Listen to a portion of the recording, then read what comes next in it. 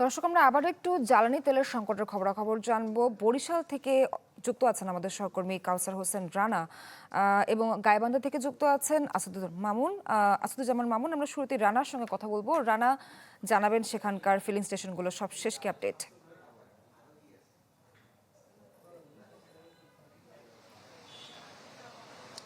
নাবিলা, বরিশালের ফিলিং স্টেশনগুলোর পরিস্থিতি এখন এমন যে কোনো কোনো পাম্পে তেলই নেই একেবারে, এবং কোনো কোনো পাম্পে যেগুলো তেল আছে সেগুলোতে হয়তো দেখা যাচ্ছে পেট্রোল আছে, অকটেন নেই। আবার অকটেন বা পেট্রোল দুটো মিলেই কিছুটা সংকটের মধ্যে রয়েছে। এবং এই মুহূর্তে আমি রয়েছি বরিশালের কলেজ এলাকায়, যেখানে একটি পাম্পে আপনি দেখতে পাচ্ছেন যে বাইকারদের ব্যাপক একটি ভিড় লক্ষ্য করা যাচ্ছে। আমরা প্রায় সময় কিন্তু দেখেছি যে পেট্রোল পাম্পগুলোতে অন্য যানবাহনের থেকে বাইকারদের সবচেয়ে বেশি ভিড় লক্ষ্য করা যায়।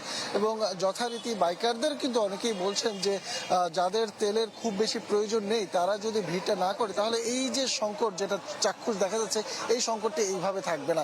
বিশেষ করে বরিশাল অঞ্চলে কিন্তু খুব বেশি একটা অন্যান্য এলাকার মতন চাপ বা হয়রানি বা হতাশা ওইরকম দেখা যায়নি, যার ফলে বরিশালের কোনো পাম্পে এখন পর্যন্ত বিজেপি মোতায়েন করা হয়নি।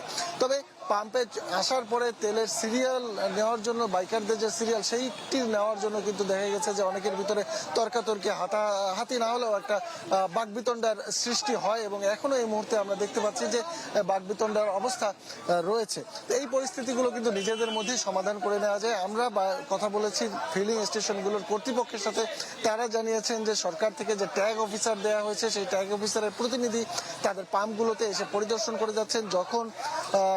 বিশেষ করে যখন তেল ডিপো থেকে নেওয়া হচ্ছে এবং আবার পাম্পে এসে ফিলিং স্টেশনগুলোতে এসে সেটা খালাস করা হচ্ছে, তখন তাদের প্রতিনিধি থাকছে। এবং আমি যখন এই পাম্পগুলোতে এসেছি তখনও কিন্তু দেখেছি প্রশাসন, পুলিশ এবং সিটিএসবির যারা লোকজন আছেন তারা এই পাম্পগুলো পরিদর্শন করছেন, একটি থেকে আরেকটিতে যাচ্ছেন।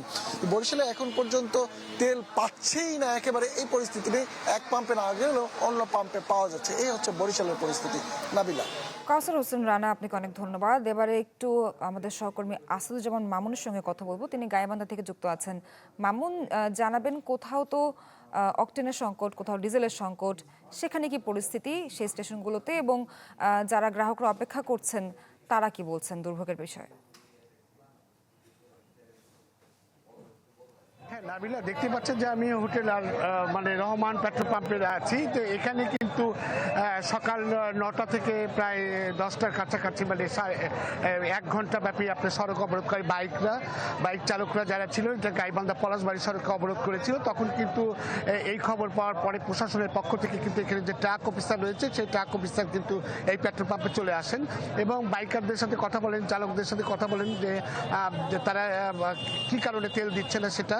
তো এখানে পেট্রোল পাম্পের মালিক বলছিল যে এখানে মেশিনটা নষ্ট ছিল, তো সেই মেশিন ঠিক করার পরে 1 ঘন্টা সময় চেয়েছিল। তো 1 ঘন্টা পরে কিন্তু কিছুক্ষণ আগে 11:30টার সময় এই আপনার হচ্ছে এখন থেকে 2-3 মিনিট আগে কিন্তু পেট্রোল দেওয়া শুরু করেছে।